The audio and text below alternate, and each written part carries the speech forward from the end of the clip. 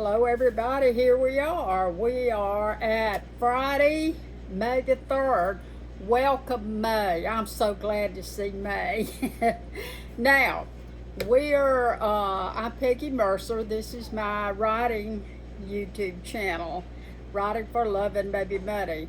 Thank all of you who have been with me on the writing journey. I have friends that may or may not write a book, but they love me and they're watching me right now. I know that they are. One of my friends has a birthday, and her name, she's a retired nurse down in Vero Beach, Florida, Rhonda Meeks. And she goes by the alias Mermaid for Mermaid, and she's just this beautiful person. Happy birthday. Happy birthday. God bless you, Rhonda, down in Vero Beach, Florida. She's been a friend of mine for quite some time, and she has a firefighter son, and she has another son that helps her do a lot of things around there. So she is blessed beyond measure, and that's Rhonda Meeks. Happy birthday, darling. Now, I also wanted to remind you who have just joined me where I'm at and what I'm doing, and this is not going to be a real long video tonight. I've been out there working, trying to get some stuff done in the yards because my mowing man's coming tomorrow, and it started pouring rain, which we are so thankful for. Yay, it's raining out there now. And we haven't had any rain for about a week or week and a half to speak of, and so we're real happy about that. When I left off here the other day, I was talking to you aspiring writers and you writers who write this, that, and the other. I have friends watching this thing who are poets and published poets. I have friends who are watching the YouTube video right now today who have written stories about their mother and daddy, have written books. Richard Sterban, who sings with the Oak Ridge Boys, wrote a nonfiction book about his life in music, from Elvis to Elvira. He's the boom papa there with the Oak Ridge Boys, and he wrote a nonfiction book. And Joe Bonsall, I mentioned him before, he wrote a really great nonfiction book about his mother and daddy who were in the military, and the title of that is called G.I. Joe and Lily. Hey Joe, I hope you are feeling much better and feel those prayers coming your way. The reason I mentioned this about nonfiction, I know a lot of people who write fiction, and I know people who write nonfiction. My friend Susan Lindsley, she sells her books at the Red Door in Milledgeville. She has written a lot of award-winning nonfiction books. She's another one of those Georgia writers, and we love her so much.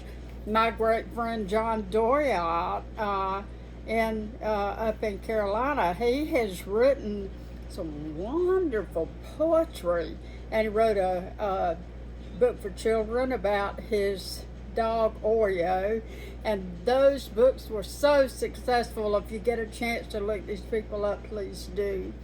And hello John and Jeannie, I tell you, I appreciate you folks so much.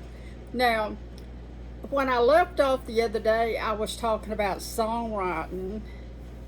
Oh my, songwriting. We love music. And when people listen to music, country music and hop and hip hop and crossover country and gospel and crossover country gospel, I have a chart, and I'm going to use that the next session about the different categories of music that we can write. My great partner there, John Richards, he writes jazz, and so we write together, and we write jazz and blues, and we write country. I write the country, and he does he puts the melodies to the lyrics that I write. So we were talking about how to write country music. Now, I've also written with my great friend up there in Franklin, North Carolina, Alan Field. Hello, Alan. And I do know that he had a birthday here a while back, and we were real excited about that. Alan grew up, he's a very interesting man. He grew up and went to school with Bruce Springsteen, and they were all good friends, and they all, of course, went to Vietnam when the time came. And I know that that Alan can tell you stories about growing up, jamming in the garage there with the boss, and he can tell you all these great stories about music in and out of Nashville, because after he after he got back from Vietnam, some of these guys became professional musicians, and Alan played a lot of music with a lot of bands. Beautiful singing voice. Hello, Alan. Hello, Penny. Hello, April, their daughter April. And April, I'm going to come see you, believe it or not. And Miss Peggy's really, really proud of you, and you're doing good in school, and I'm real happy with that. So hello, musician Alan Field. I've written a song with him, and we're working on that too. Now, I had been talking about how to write, and I was focused kindly on how to write a traditional country song. You do know that a song is not just going to go on forever. You can't listen to it until you just go to sleep on it, because it's only going to take about 3 or 4, maybe 5, hardly ever 5, but it's going to take about 3 or 4 minutes, and that's it. So when you are writing your song, you have to keep in mind, because you've listened to songs out of the wahoo, right? We just grew up on all those Beatles and Janis Joplin and Jimi Hendrix and all this stuff. The best music in the world in the 70s, buddy, I will tell you that. And Dwayne Tucker, one of my friends, became a DJ, and he played music. And I have so many friends. Harry Aldridge up in Augusta, he played with Mel Sapp and the classics for everybody. Hello, Harry. And I'm thankful for my music background in writing. I've taught a lot of young people how to write songs. I hope that they are somewhere writing great songs right now. And I will mention some of them. I have worked with a lot of young singer-songwriters, and I have done a lot of programs in Nashville, in and out, and I already talked about that. So we're talking about how to write a country song. You probably are going to have 3 verses. You may have 4 verses. A lot of songs do have 4 verses. And what I wanted to mention was, when you write your song, you're going to write those verses in stanzas. Those verses are called stanzas. And you may write, you may write 4 lines of lyrics in that stanza. Okay, there's a lot of different formats and types of writing. If you're a poet, you should know the word cinquain. If you don't know cinquain, please go look it up right now, and then you will become a poet who knows a little bit more about what you're doing. If you know the word cinquain. If you're a poet, you know the word sonnet, okay? If you are a songwriter, you have got to know what I mean when I say he wrote that song in an A-B format for the verses, and then when he got to the chorus, he wrote a, or he wrote an A-B-C and an A-B-C, or he wrote a different kind of a format for the chorus than for the stanzas. If you write 3 stanzas in an A-B, you need to write all of the verses in that format. In other words, when I say A-B, I mean that the first 2 lines don't rhyme, but they rhyme with the second 2 lines. Now, and I'm going to show you. Think about the little nursery rhyme, Humpty Dumpty sat on the wall. Humpty Dumpty had a great fall. All the king's horses and all the king's men couldn't put Humpty together again. And so what we have there is Humpty Dumpty sat on the wall. Humpty Dumpty had a great fall. Those two lines rhyme. Then we have all the king's horses and all the king's men. That's one line.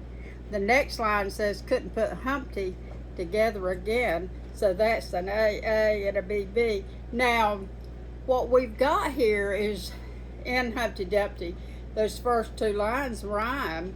Second two lines rhyme. We may have a line that rhymes, skip a line, and rhyme with the other line. But in that stanza, you have to have a rhyming scheme. Now, in songwriting, you don't have to rhyme perfectly. You could do something we call near rhyming. In other words, those lines can be near rhymes. One of my good friends in Nashville that I just love so dearly was a singing teacher, Renee Grant Williams, and she passed away a few years ago.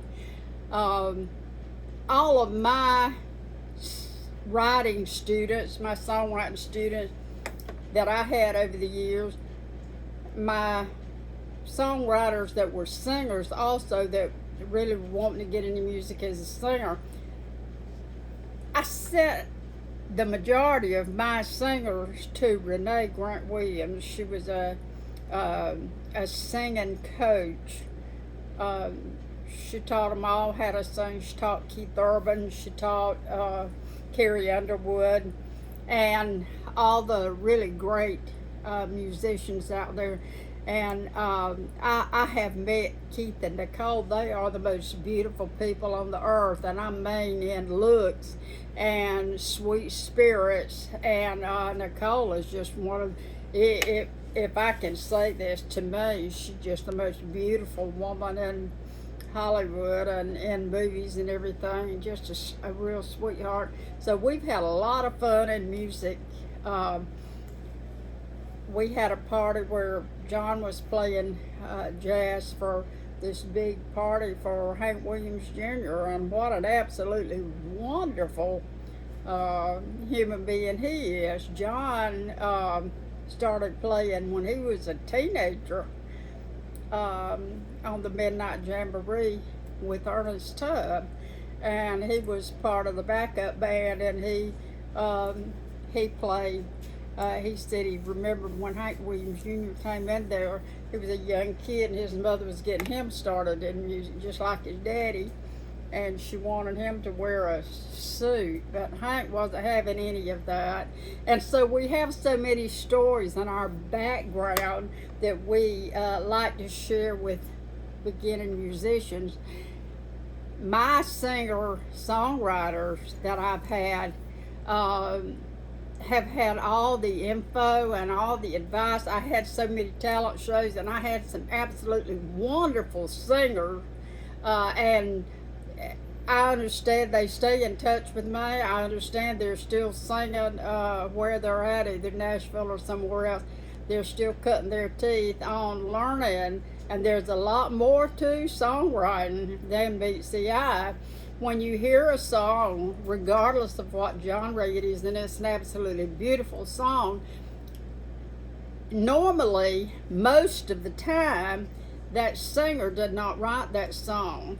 That singer probably had that song pitched to his producer or his studio from a member of a publishing company. So there is a lot more. There's a lot more to writing a song than meets the eye. You write your song and you say, "I'm going to get this song on radio now," and radio won't play it.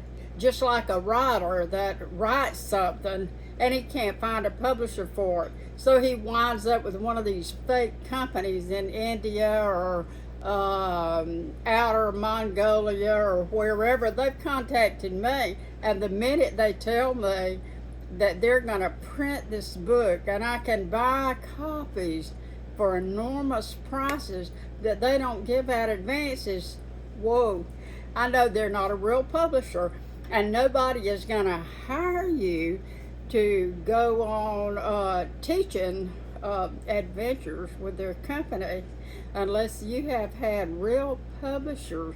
And that's the same way it is with songwriting. You can't get your song on radio unless that song is written right, recorded right, and mastered right, and then you get it to the right people.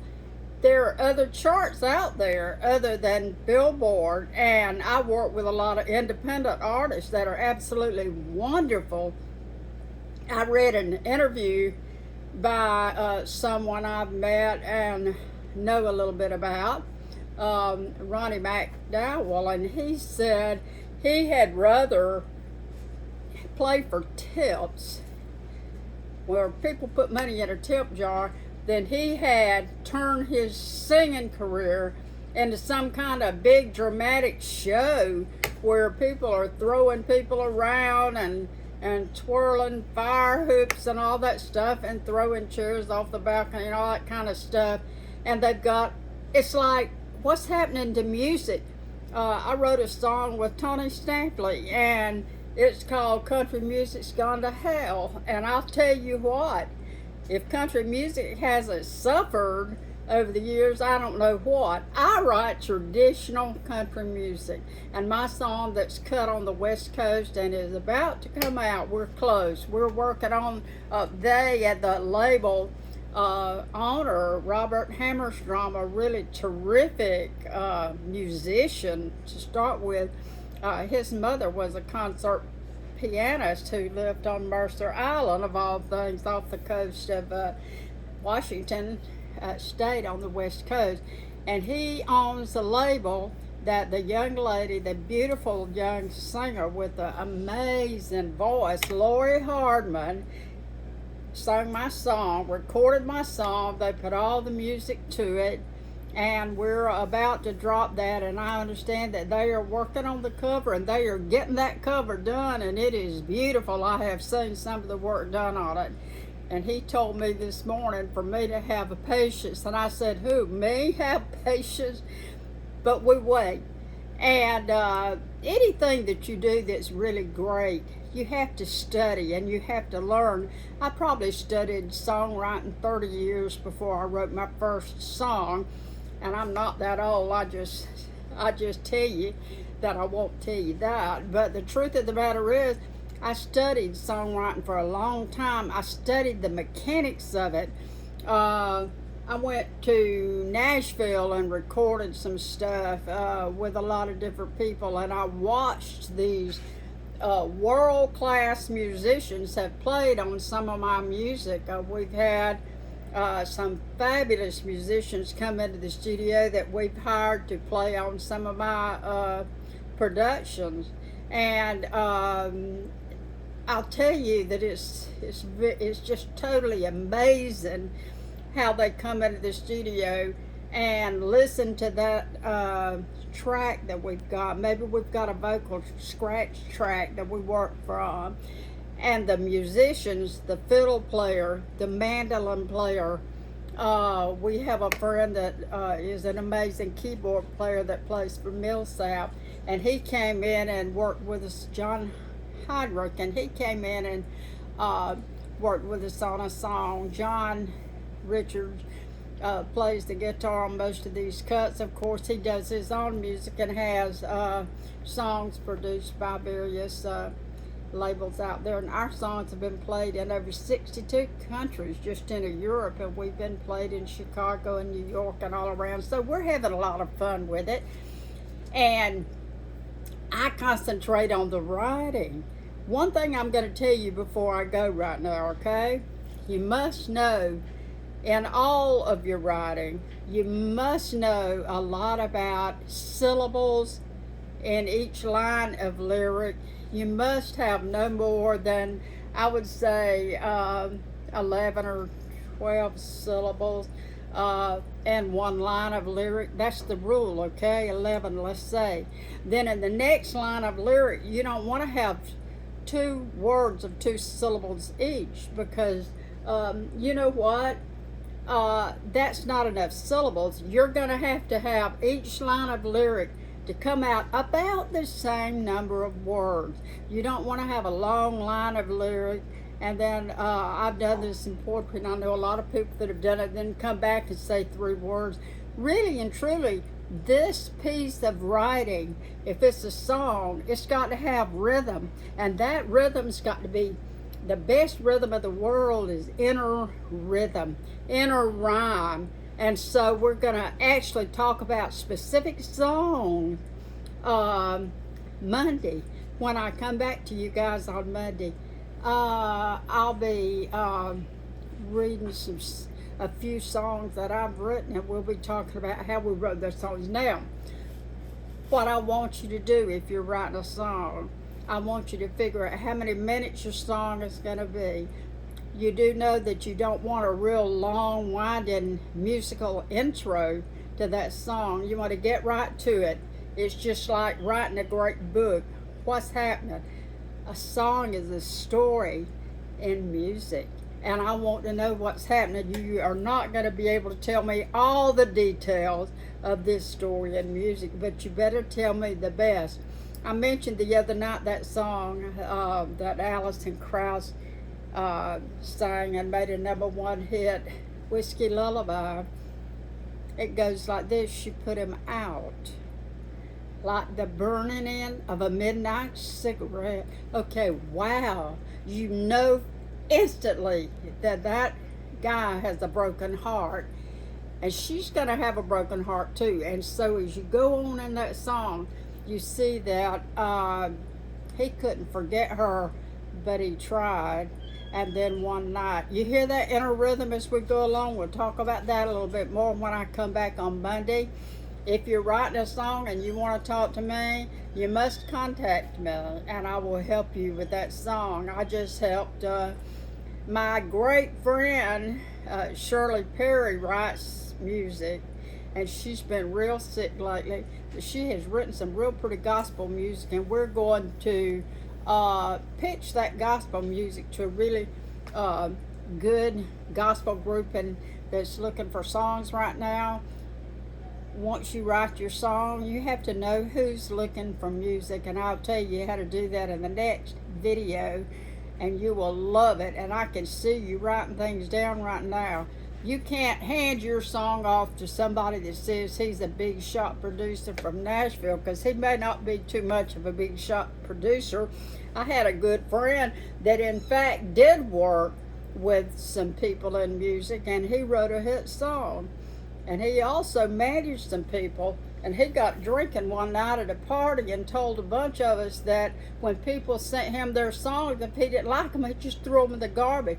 These people are paying this guy to pitch their music. Be careful who you get to handle your music. And I'll tell you a lot more about the business side of how to get your music to the stars. Yeah, you can get your music to the stars, but you've got to climb through the crowd at the bottom of the music ladder to do it. And I will tell you how to do it. I have had a really good career as a music consultant, working with people on the business side of music. And if you are a person watching this video and you don't know what the Nashville numbering system is, watch me on Monday and I'm going to tell you.